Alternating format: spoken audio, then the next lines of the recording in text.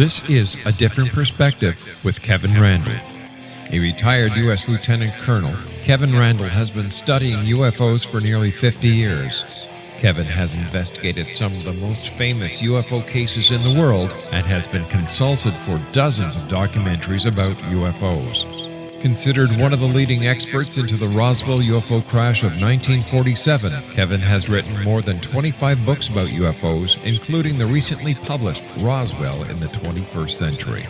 Now, here is the host of A Different Perspective, Kevin Randle.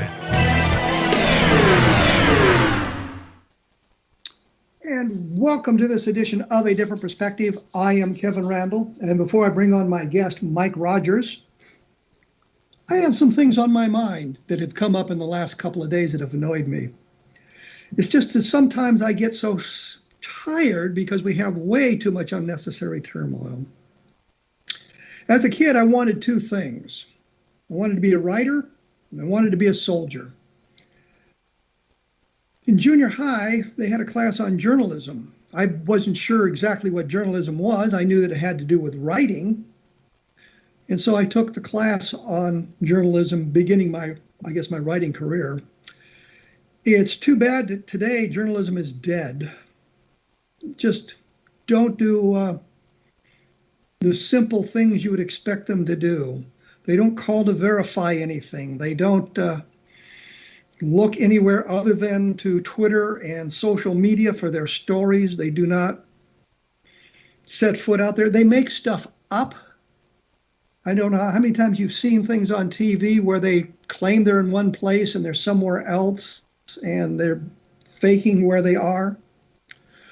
In high school, I took journalism in high school as well, and I learned that the managing editor is the important position on a newspaper. We had two girls who were the editors, co-editors, and I was the managing editor of the school newspaper, and I ended up doing most of the work and setting things up, and they just kind of did whatever editors do at that level. Kind of an eye-opening thing.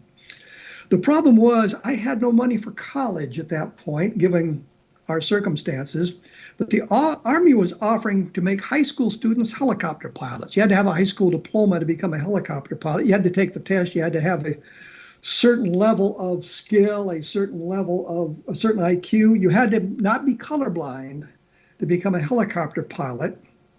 And I was able to do that. So I entered the Army as a private E1. I went to flight school, graduated, was promoted to warrant officer, and sent to Vietnam immediately. Once we came back, we figured there would be a year turnaround before we had to go back to Vietnam, but Nixon got us out of that mess. And then came the RIF, a reduction in force, and they throwing out all of us that came in as temporary soldiers, I guess, during the Vietnam War. They were getting rid of us and keeping the professionals there. In college, I took writing courses, and I was writing about UFOs. And I often joke about how I paid for my college education on my Saga scholarship. Saga was a magazine that published a lot of UFO stories, and it seemed I was able to sell one to them practically every semester, and that just about covered my tuition. But while I was in college, I linked up with Bob Cornett, and we decided to write science fiction. We went to the science fiction conventions to meet the editors. And one of the people we met was a woman wanting to become an agent looking for writers, and we, of course, talked to her. And I got a call from her one day, and she said she'd talked to some publishers, and they were looking for somebody to write books about the Green Berets in Vietnam and wanted to know if I could do that. And I'm thinking, yeah, I want to write books, and I want to do that. And if you wanted me to write about nurses in hospitals, I would say, yes, I can do that too. So we did a whole bunch of books. Bob Cornett and I did a whole bunch of books on the Green Berets in Vietnam, but we also wrote some science fiction. We published the science fiction, and that was going very well. So we did the Vietnam Ground Zero series, and I also maintained my link to the military in the Iowa National Guard and then Air Force ROTC. And because I'd been a ward officer, I was appointed as opposed to commissioned. Now they commission you at CW2. But that meant I could take ROTC, and once that was over, once we graduated, I was only required to serve 90 days of active duty because I got caught in a RIF. The Air Force was reducing its force. But I maintained my interest in UFOs, and I got dragged into writing about them, and the books did well. But here's the problem.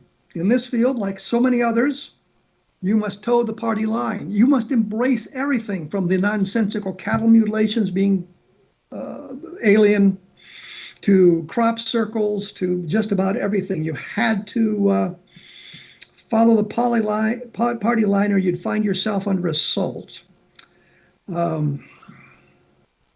I tried to ignore the ignorance, but sometimes it gets too deep, and I've been caught up in another fight about this. Somebody wants me to apologize for something I said, and I would reinforce it because it was true, and I've been caught in a number of these things. I once said something about Stephen Greer and one of the C-SETI crashes, and I got emails and emails and emails from those people saying I was wrong, and of course I knew what I was talking about. So I just decided to ignore the nonsense because it was coming from a position of ignorance. It's just too many distractions. And so instead, I'm going to pursue which interests me, and I hope what interests you is the audience. And with that said, I'm going to bring on Mike Rogers of the Travis Walton abduction. Mike Rogers worked in logging for much of his life, even summers when he was in school. He was 28 when he had his own crew. In 1975, he had a 6-man crew, of which Travis Walton was a sawyer, or a sawyer, like in Tom Sawyer. I digressed there for some bizarre reason. A year after the well-known encounter and Walton's apparent abduction, he started working with his father again and went back to school for a time. And in 1997, he was a witness to the Phoenix Lights. But I think we're going to talk a little bit about the Walton abduction and everything that's been going on about that in the last 3 or 4 months. Mike Rogers, welcome again to A Different Perspective. Hello, Kevin. Glad to be here. Even after my long, involved rant. Well, you got to say what you got to say. Oh, sometimes you just... The line from... Body heat. Sometimes it's just coming down so heavy you need to wear a hat. I won't say what's coming down so heavy because, it's a family radio show. Let's talk Travis Walton and the abduction. And I think the best way to do that is start when you guys were leaving, I guess, the area in the evening, having completed the work, and you witnessed some kind. Tell us the story. Tell us how you saw the object, what was going on. Yeah, well, I've only told this about 1,000 times, I guess. I guess I can do it again. Well, then you probably know it very well. Oh, yeah. I try not to be repetitive, I try to make it a little different, but it doesn't really work because I've used all the words, Anyway. Well, I'm just assuming that a lot of the audience is familiar with the Walton abduction story. As of course you are, and I am. Yeah. So it helps to give them kind of a different perspective. Well, to go through it pretty quick, I was the crew boss with my truck, international crew cab. Anyway, we worked until right up until sundown. Actually, past sundown a bit that night because. I had this contract with the Forest Service, and we were actually doing 3 separate contracts at the same time, but I won't get involved with that. But anyway, I had 6 guys working for me: Travis, Ken Peterson, Alan Dallas, Steve Pierce. Let's see, John Gillette, and a really tall guy named Dwayne Smith. 2 of those are deceased now. That's Alan Dallas and Dwayne Smith. But on that particular night, we loaded up and headed out of there after sunset, way after sunset, actually. It was almost dark, actually. I remember seeing the sliver moon off over in the western sky, almost ready to set. Anyway, once we headed down that road, everybody was tired. It'd been an awful long day. I think we worked about 10 or 11 hours that day and 2 lunch breaks, but went down that road, actually up the road because it was an incline up, steadily up till we went to the top of the rim, what they call a Mogollon Rim of Arizona. And We rounded a thicket of trees, big trees and small trees, where you couldn't see much of anything. Of course, up until that point, we'd been seeing a flicker of light off in the distance here and there. And as we got closer, it became more vivid. But we rounded a corner and broke into a clearing. And when we did, Travis yelled out, "Stop the truck," which I did. But at that point, this thing was off to the right, almost straight to my right, and it was up the hill, so I couldn't see it. Everybody else was looking at it, but I couldn't see it. So I turned the truck off. Well, Travis had jumped out of the truck, I guess, even before I got the truck stopped. And he started walking up towards this thing. I had to lean over, kind of into Ken Peterson's lap, you might say, in order to see this thing. And when I did, I was awestruck. It was the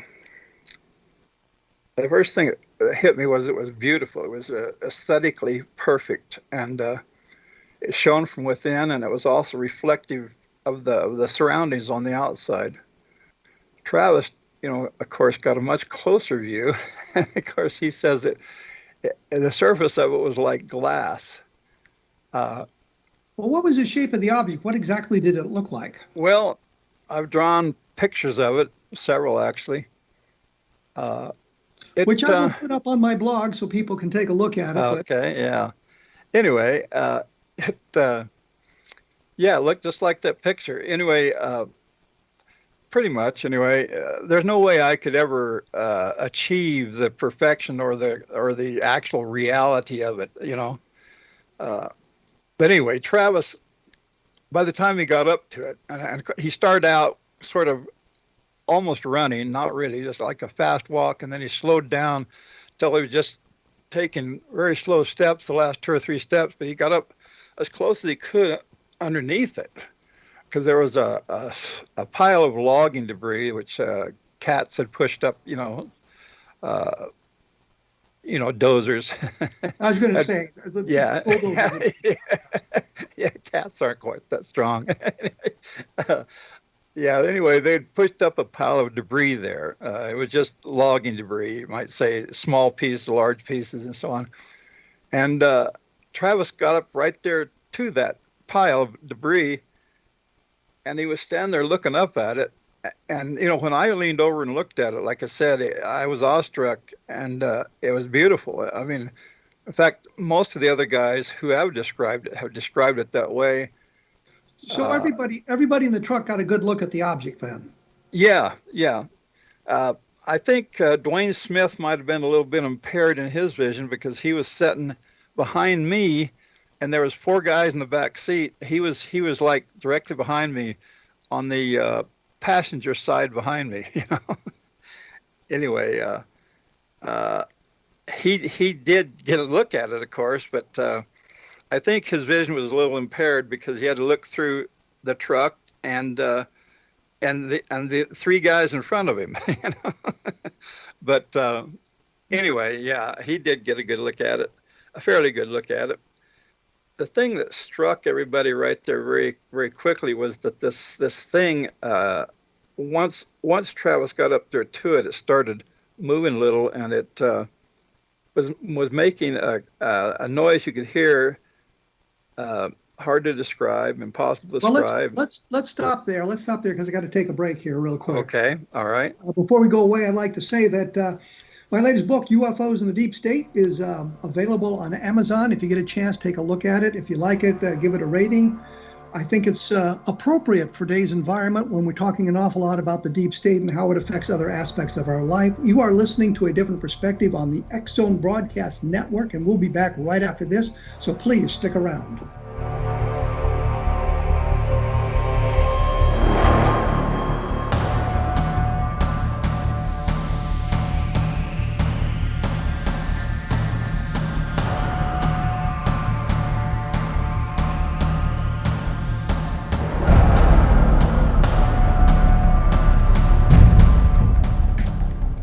I am here with Mike Rogers. Well, I shouldn't say I'm here. We're practicing social distancing. He is in the Southwest. I am in the Midwest. And the studio is in Canada. Isn't that exciting? We're not close enough to infect one another. And all our governments can be happy for us. When we went away, Mike, you were talking about, I guess you didn't hear a sound from this object. Travis had walked up toward it.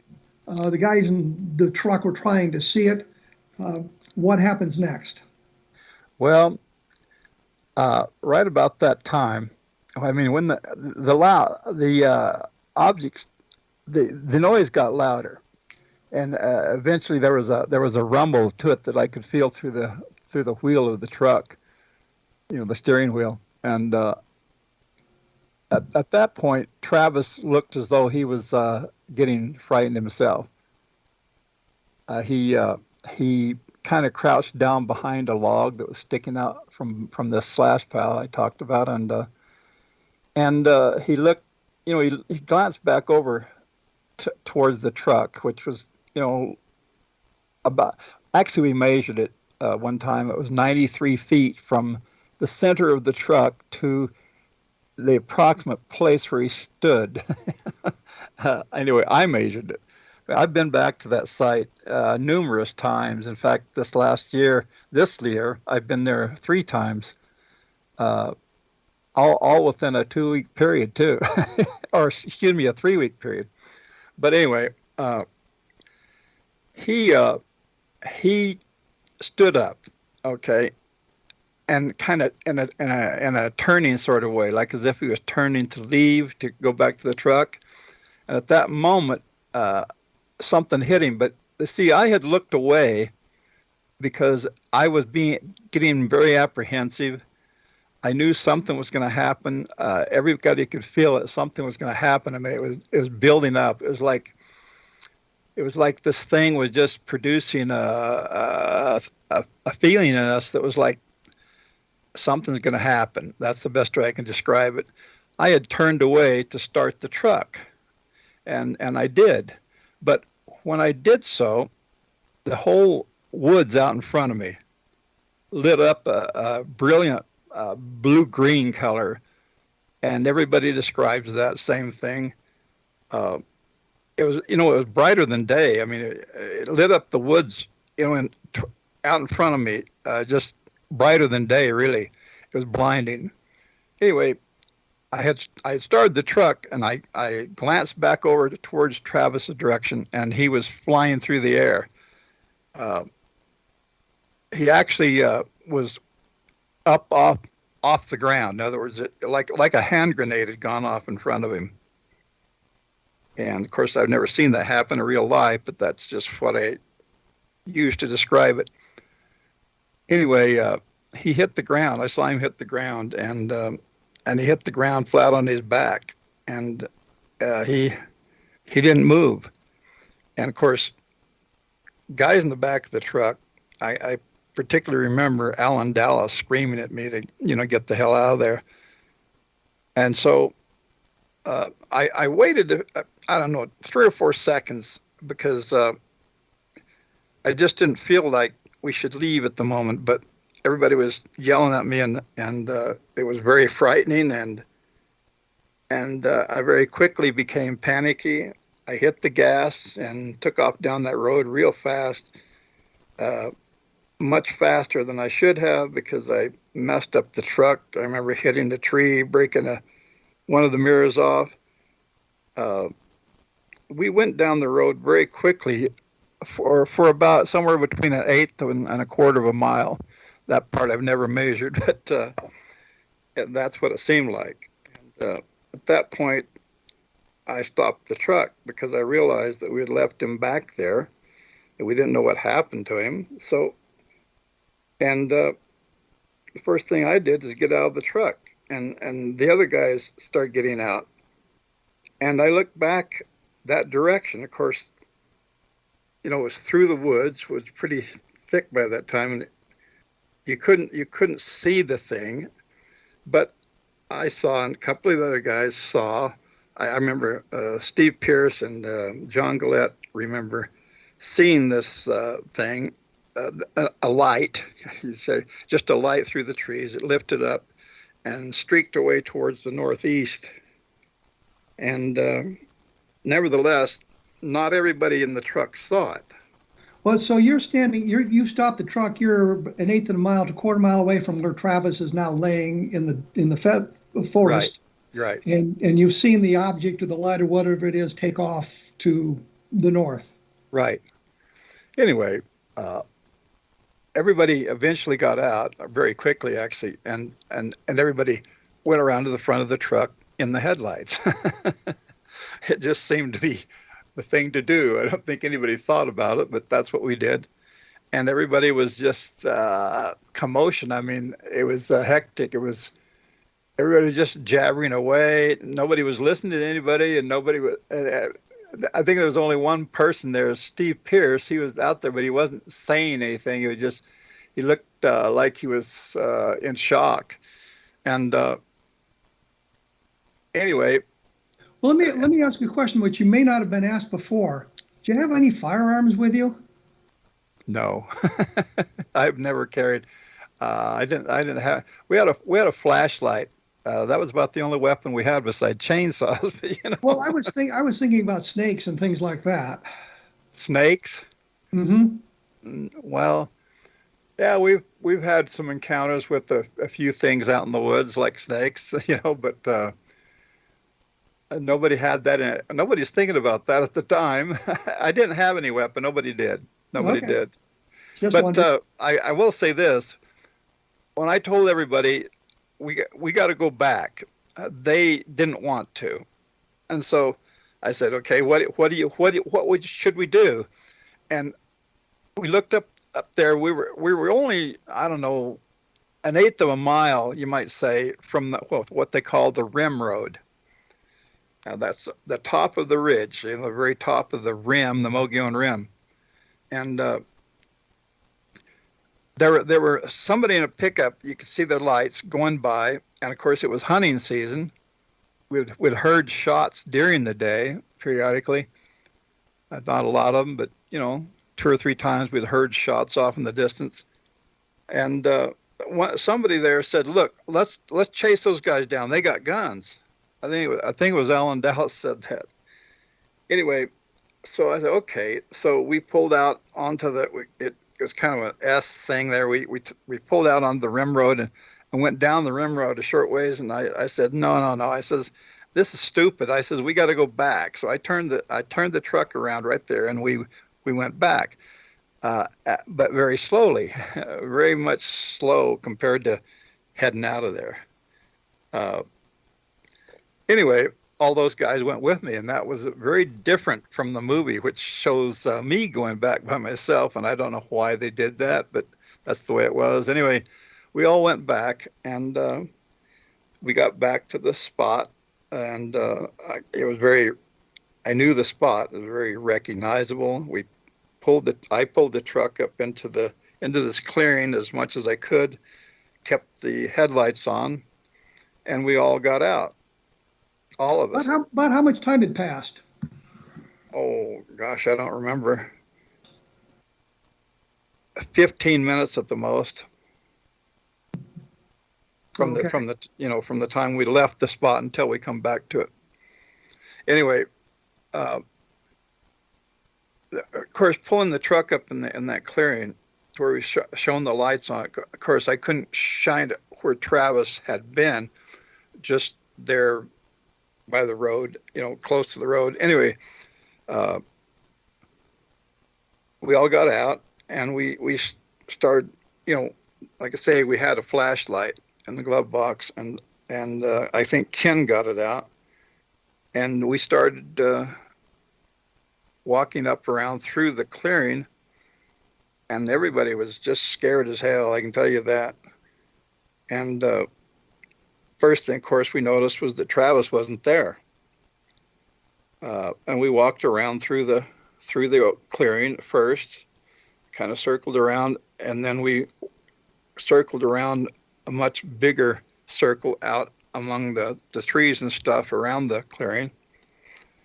And finally, it was kind of getting emotional for all of us, and especially me, and I broke down, and I actually went to my knees, and And I, I admit that I cried. Okay. A lot of people since then, when they hear this, they assume that I was crying because I was scared. It wasn't that. It was more relief that we didn't find him. Because when we pulled up in that clearing, I was expecting to find a charred body, Travis dead laying there somewhere, and we didn't find that. And so that was a big relief to me. And that was partly why I was crying, okay? But it was just emotionally very impactful.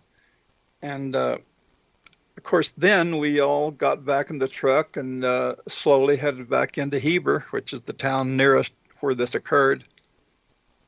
And upon getting back into Heber, I told Ken, he was sitting to my right. He had always been sitting to my right because it was me driving, Ken Peterson, then Alan, and then Travis sitting on the passenger seat in the front seat. And everybody maintained their original positions. Nobody got in the front seat with Ken. And I told Ken, I said, man, I can't. I said, we need. Ken kept. We're talking about this on the way in, and I told Ken once we got into Heber, I says, I can't call. I says, I just can't do it. And he said, okay, I'll do it. And so he did. Ken Peterson got out and he called the local authorities. I don't know what he did or who he called, but a Deputy Ellison came out and talked to us first, and then eventually, I don't know. What would you say about that? I mean, how do you have a clue as to what he said to the police about this? Oh, I could hear what he was saying because it was one of these phone booths that it wasn't a box. It was like on the wall of a building. It had a cover over the top of it, but it was like open otherwise, and it was, in fact, the building it was on was a telephone building. Okay, it's not there anymore. None of that's there right now. But what was he saying to the police? I could barely hear what he was saying, but I couldn't. I was like too rattled to really pay attention. But whatever he did, like I say, Chuck Ellison, who's a deputy there in Heber, came out, and he was there just within like 10 minutes. And we told the story to him. I was very reluctant to include the word UFO or anything about that because I just had this feeling that the authorities were going to take it wrong, and of course they did. Once Sheriff Gillespie and a guy named Ken Copeland came out, Ken Copeland was extremely negative. He was skeptical, and it showed. Just the things he said and his mannerisms and whatnot. But of course, Sheriff Gillespie was calm and he was very professional, and he would just ask questions and took it all in. He took it all in. Nobody was writing any notes at this point. They were just listening, and we told them about it. Somebody eventually told them about a UFO, and once they did, of course, I went ahead and told them that Travis was missing and what had happened. And I think this was a good place to take a break because we got Travis missing. We have the law enforcement people there. I'm sure you're about to go out on a search and all that sort of thing, and we can cover that when we come back, I think. All right. I'm here with Mike Rogers. We're talking about the Travis Walton abduction. We're getting kind of a detailed description of it, which I think we need to understand exactly what's going on. And later on, we'll get into some other details and some other questions about that. I would also like to remind you that our many fine programs on the X-Zone Broadcast Network can be found at xzbn.net. Last week, I screwed that up for some reason. I don't know why. Take a look at that, and we will be back right after this, so please stick around.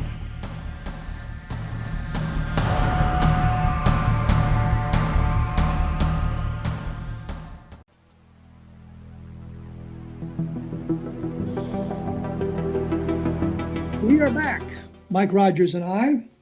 We're talking about the Walton abduction, and we reached a point where law enforcement is now involved. Travis Walton is missing, and the guys in the pickup truck are trying to convince, I guess, the police that something untoward has happened to their friend Travis Walton, and they didn't have a hand in it. So, Mike, the police were there. I believe you're about to go back out to the, dare I say, scene of the crime, out to the location where the event took place. So take it away from there. Scene of the crime. All right. Yeah. Right there that very evening, just as soon as we'd told everything to Sheriff Gillespie and them, and Ellison and Copeland, all three of them, and myself and two other guys, I can't remember exactly who it was.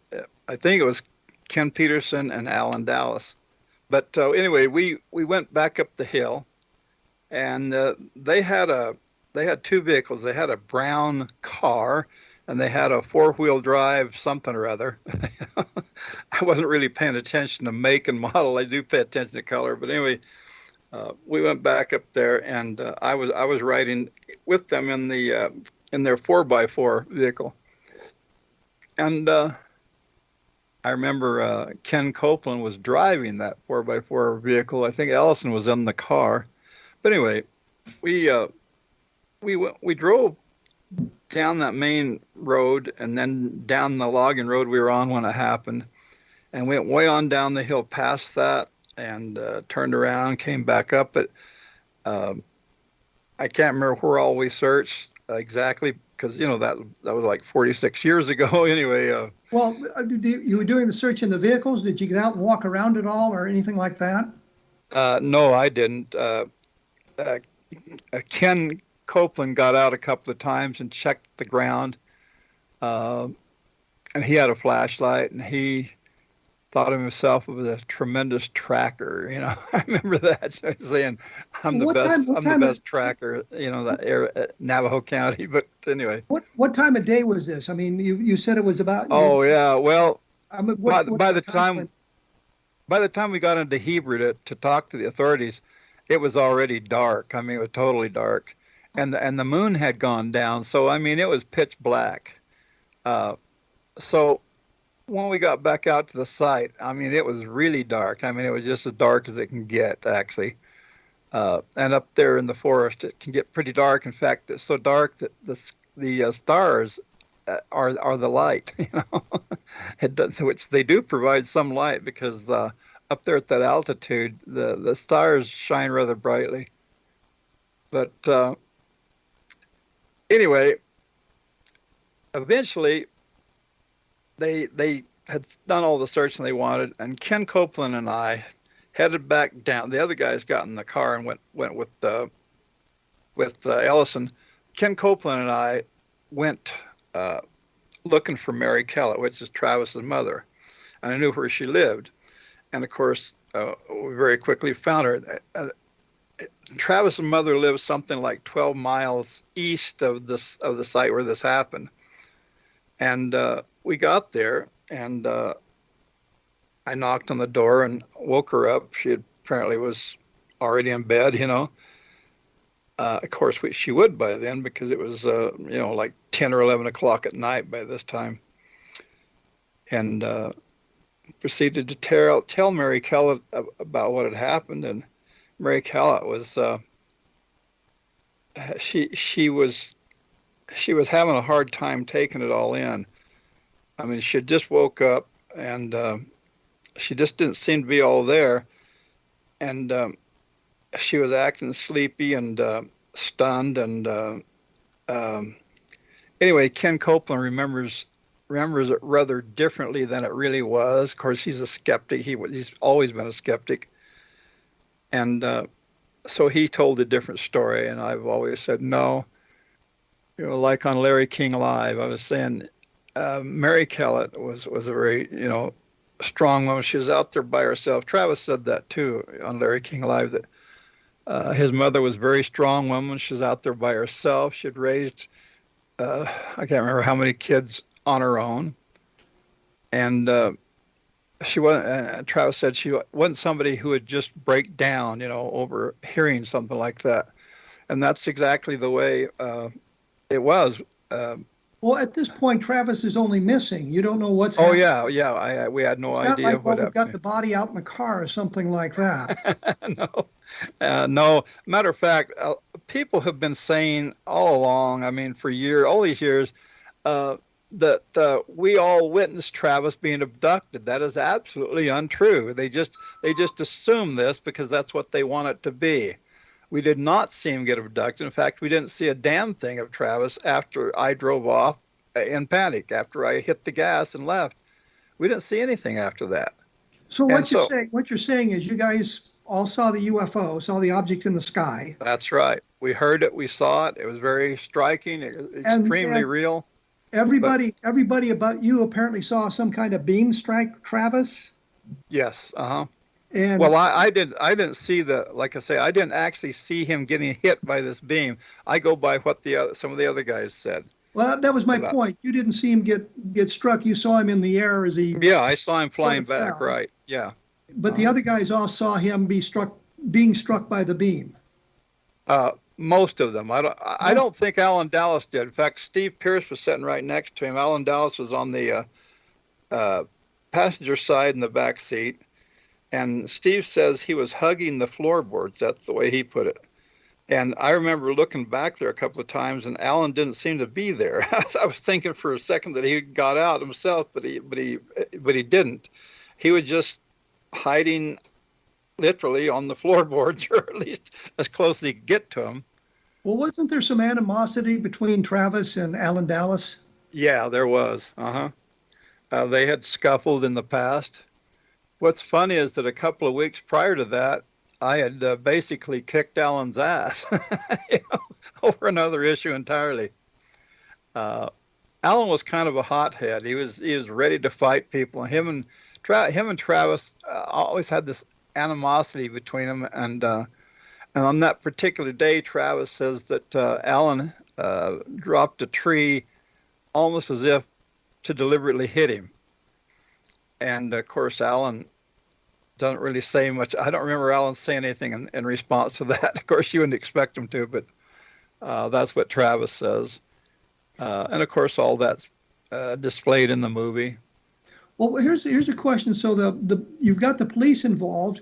Travis is missing, and did they take you all into the police station to kind of question you about what really had happened out there and suggest maybe it was something Nope. not paranormal? No.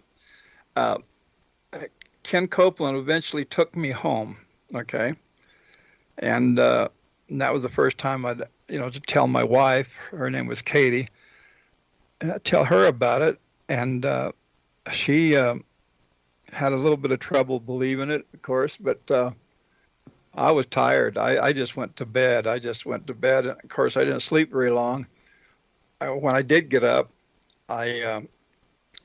the guys that we left in Heber had driven my truck home, and I don't know what they did after that. Walked home or did something. A couple of the guys were actually staying there. Dwayne Smith and I think it was John Gillette were actually staying upstairs in my house, and so they, all I know is that when I got home, my truck was there. I went to bed. So the next morning early, I got up and I headed right back out to Heber. And when I got out there, they were already searching. I mean, there was a group of vehicles and stuff there at a gas station right there when you first come into Heber. And so I got with them and went out there. When we got out there, there's already a bunch of people out there. There's men on horseback and people searching. And so the guys that I went with or followed or whatever were kind of like the tail end of the group, that was going out to search. But I spent that day and the next day out there at the site, not really out searching with anybody, but pretty much staying close to the center where Sheriff Gillespie spent most of his time. And of course, Ken Copeland was always saying skeptical stuff to us, you know. Well, when did it become sort of the theory that you guys had done away with Travis Walton? I didn't hear about that until Sunday afternoon. And that's how many days later? That's like on the fourth day. See, this occurred Wednesday evening, and the search involved was Thursday, Friday, Saturday, and then eventually Sunday. But it didn't last all day Sunday. It was like just the morning of Sunday. The afternoon of Sunday, I was home, and I don't think it was. No, it wasn't Sheriff Gillespie. It was one of the other guys there. Maybe it was Sanford Flake there in Snowflake, who came to my house and told me that they wanted us to take part in a polygraph test, and that's the first time I'd heard of that. Very quickly, we all got together. Didn't know where Alan Dallas was. Actually, in the movie, it says it shows me and Ken Peterson talking about it, and then going out and finding Alan Dallas. No, that didn't happen. The guy, I think it was Sank Flake, call him Sank. His name was actually Sanford. Okay, but he had told me about this, and so I just went on that, and he told me that all the other guys are being informed. So I went on that, and so everybody else was being informed. They wanted you to take polygraph examinations. Right, exactly. So on a Monday morning, at the time, appropriate time, or within a few minutes thereof, everybody was there in front of the county courthouse at the time, and when, you know, a very hectic situation. Didn't know what was going on. Didn't know what to expect, but I was there. The other guys were there, and except for Alan Dallas. No, Alan Dallas was there. Okay. Well, they were all there. I mean, like I say, I didn't notify anybody myself. That was done by the authorities. But we were all there on a Monday morning. It was like 8 o'clock or something like that, and then we met this guy named Cy Gilson. I mean, first thing. Sheriff Gillespie was there, Cy Gilson was there, and Gilson was the polygrapher. Cy Gilson, Cyrus Gilson was his name. Call him Cy Gilson. Okay. He was the polygraph examiner, and he was very skeptical. I mean, extremely skeptical. I remember at one point he walked over to me and snapped me on the back of the shoulder very hard and said, and he would do it. He'd pop me on the shoulder right at the second and say, "You aren't lying, are you?" You know, up. And he did that a couple of times, and I remember that very vividly. But they all thought they now everybody knew about the UFO, right? At this point, nobody knew anything about the UFO except for seeing it. We didn't know anything about Travis. I'm saying the law enforcement people you talked to knew about the UFO because they talked about it the first night. Oh yeah, you bet. I mean, by this time, the news knew about it. In fact, by this time, the whole world knew about it. You know, I don't know how, but they did. Because let me stop you there. We'll get back to the polygraph and what happened in that and the rest of it here in just a moment. But I've got to take a break. Okay. I don't want to take a break. I have to. I'm ordered to do that. All right, go for it. Well, thank you. Thank you very much. I would like to point out that Roswell in the 21st Century is still available. I think it's a good resource book for those who are interested in the Roswell UFO crash. It's available on Amazon. The price has been cut, so take a quick look at that. And remember, there are good programs on the X-Zone Broadcast Network at xzbn.net. Take a look and you'll find something I'm sure that will delight you. My favorite program happens to be this one. We will be back right after this, so please stick around.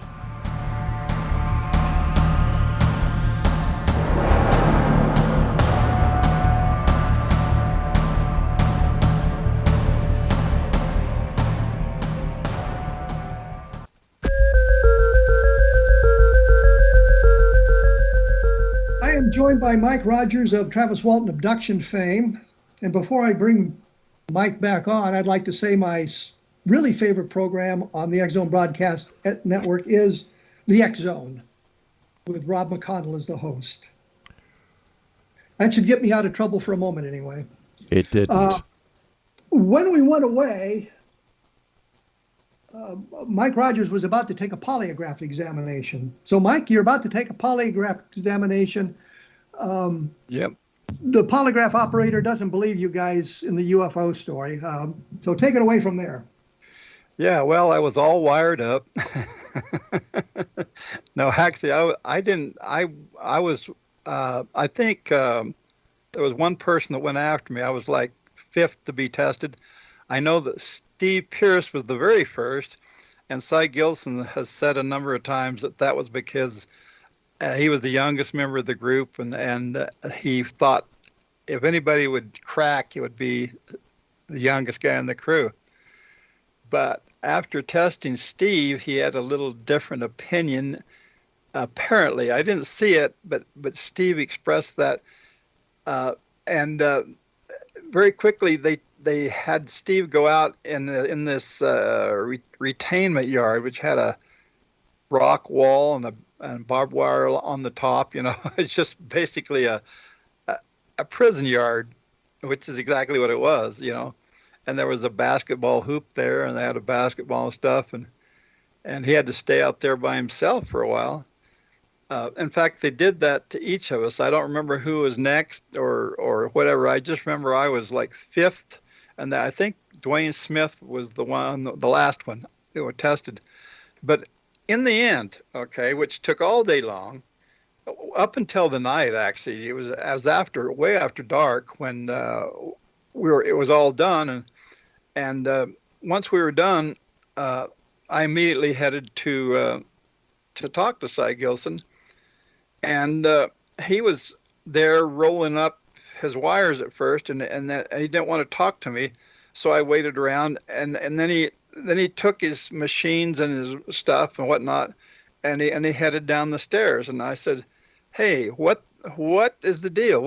What's happened?" He said, "We don't normally discuss these things until it's all complete." And I says, "Well, what the? You got to tell us something. What happened?" And he says, "Well, one of the guys, incomplete, Alan Dallas." And I said, "Well, what about, the rest of us?" And he said, "Well," he says, I have to admit," he says, "I have to get this checked out first. We don't normally just announce this right off." But he says, "From what it appears to me," he says, "it looks like you all passed." And, okay, so you passed the test. It's been several days now. The police think you've murdered Travis, and that's up until then, yeah. Well, until this point, when does Travis reappear? He appeared sometime that night after the test, several hours later. The timing on that is kind of odd. It's like the aliens knew what was going on. They were fully aware of it, and so they were going to return him once that was concluded. Now, I have no idea why that timing was as such, but Travis was returned just hours after the polygraph tests were concluded. And of course, I didn't know about that, and nobody did until like the next day. In fact, it was like the evening of the next day when I got word from somebody, another authority. Somebody came and told me to my door, told me that Travis was back. And of course, I don't know. So within a few minutes of that, I was able to make contact with Travis's brother, Dwayne, and he told me that Travis was there at his house in Glendale, Arizona.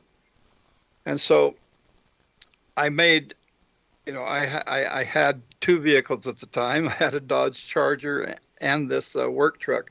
But the following day, of course, I headed down to Phoenix, to Glendale, to Travis's brother's house, which I'd been at before, so I knew where it was. But I met Travis there finally, and he Travis was just kind of in a daze. He didn't say much. Couldn't get much out of him. I talked quite a bit to Dwayne, and Dwayne is the one that really told me the story, not from Travis, but from his brother Dwayne. When did Jim and Cora Lorenzen from the Aerial Phenomena Research Organization get involved? Somewhere in there. I don't know. I didn't know anything about that. Now, the first time I met Coral and Jim Lorenzen was in Tucson.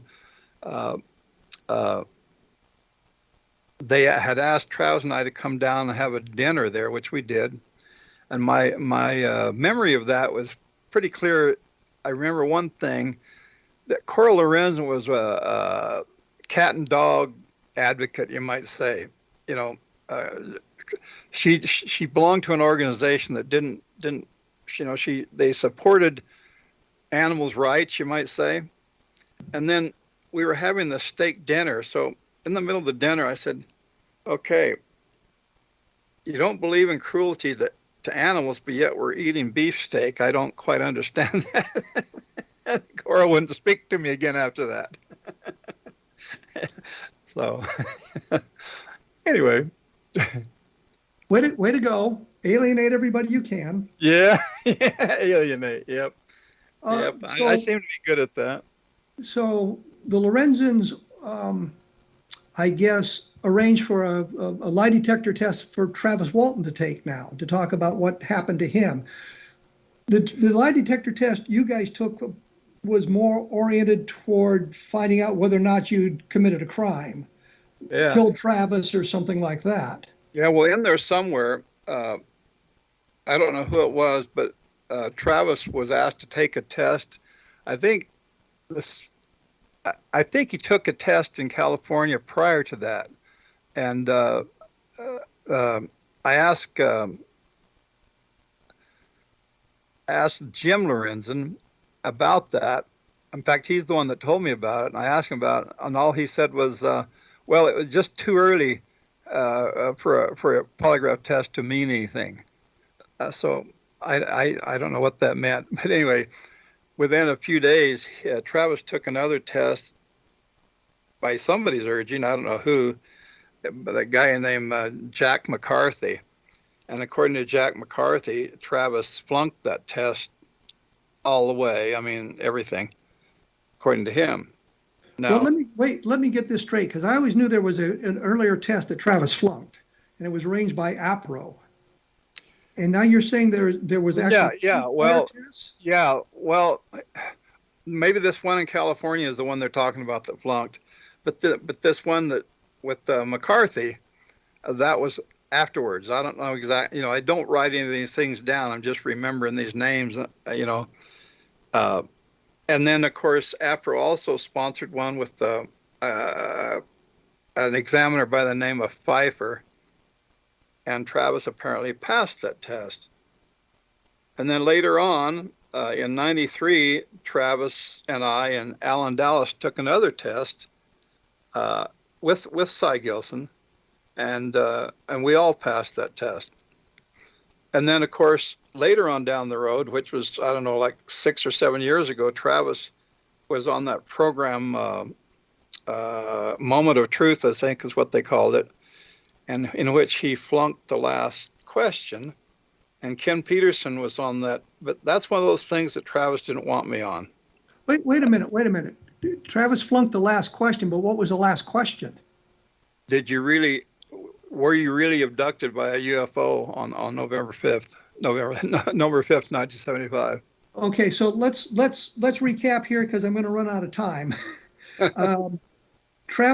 We know Travis took one lie detector test early on that he flunked. He may have taken a one in California that we now don't know a thing about. And you may have confused a couple of points there. Yeah, I could have. He took another polygraph that was arranged by the Lorenzens that he passed. Yeah. He took one, I think, arranged by a guy named Jerry Black in the 1990s, which he passed. Yeah. And then we get to this TV program in the 2000s at some point, and he flunked the last question, which were you abducted by a UFO? So he flunked it. Yeah. So I hear. You see, that's all hearsay, because In fact, coming from me, it's like secondhand hearsay because it's just what I've heard on all these things. I did not do that program with Travis. Ken Peterson did. My sister Dana, who has always been married to Travis since they were married anyway. She was there, and so most of that first came from Ken Peterson. He's always been very close to me, and I will say this though: at the present moment, Travis only has one positive witness remaining, and that's John Gillette. What about Steve Pierce? Steve Pierce no longer wants anything to do with it. Ken Peterson no longer wants anything to do with it. I'm reluctant because several things have happened. Yeah. I met Steve Pierce in Roswell a number of years ago. Okay. Yeah, I remember that. So he was talking about the abduction and Philip Klass's involvement and that sort of thing. Right. Philip Klass attempted to bribe him, I guess would be the right word. $10,000 bribe. Yeah, that's right. Which he talked about taking and then decided not to because pressure was applied to him from the other side. If you do that, we'll never talk to you again type of thing. Well, yeah, basically. Nobody ever heard him. Nobody ever twisted his arm. Well, I mean, telling him that you won't be friends anymore, or something like that. From what Steve Pierce told me, I mean, that can be quite a bit of pressure on someone. I told him on the phone. Okay, Steve Pierce, when he called me, I says, well, if you take that money, you'll be bruised and you'll spend the money alone. That's what I told him. You'll be bruised. Were you suggesting he would be? Yeah, I wasn't specific. That's all I said. You'll be bruised and you'll spend the money alone. Well, that sounds pretty much like a threat, Mike. Well, it kind of is. What I said, nobody ever, he was on the phone. I don't even know where he was. He was in somewhere. I don't know where he was. He just had called. Well, my point simply is this. Pressure was put onto it by Philip Klass offering here's $10,000, and pressure was put on him from the other side. Well, if you do that, you'll be bruised and you'll spend the money alone type thing. So, I mean, he was getting pressure from both sides. Right. Yep. Well, the thing of it is that Steve Pierce knew that he would have to pass the polygraph test to it being a hoax, which, of course, he knew he couldn't do because it really happened. So he was really in a bind there. He wanted that $10,000 very bad. In fact, I've talked to him about it recently. He definitely wanted that money. That $10,000 back at the time was like maybe $25,000 or $30,000 now. So it was very significant. He was broke. I mean, he was dirt poor, worse than dirt poor. Let me interrupt you here because we're getting to the end of the program. I got to wrap it up here. We'll have you back next week, of course. And we'll look into some of the controversy around it and the latest investigations going on into the Walton abduction and what's being found out there and what people are saying and how all this comes to play. I mean, we have to remember this has been decades ago that the abduction took place, and we've been dealing with it for, well, again, literally decades, and see where we are in today's environment. Mike, we'll have you back next week to talk about this. And I certainly appreciate you taking time to give us in great detail what happened there back in 1975 and that sort of thing. Before we go away, please take a look at my blog. I don't know why I haven't mentioned it to this point, www.kevinrandle.blogspot.com. With Mike's permission, I will put up a picture of the UFO on my blog so y'all can see what it looked like. Mike is a very accomplished artist. He's very, very, very talented in that respect. Thank you. As I say, I'll be back next week with Mike Rogers. We'll continue our discussion about the Travis Walton abduction. You have been listening to A Different Perspective on the X-Zone Broadcast Network. Please come back next week and hear the conclusion of this two-parter. Thank you for listening. Thank you, Kevin.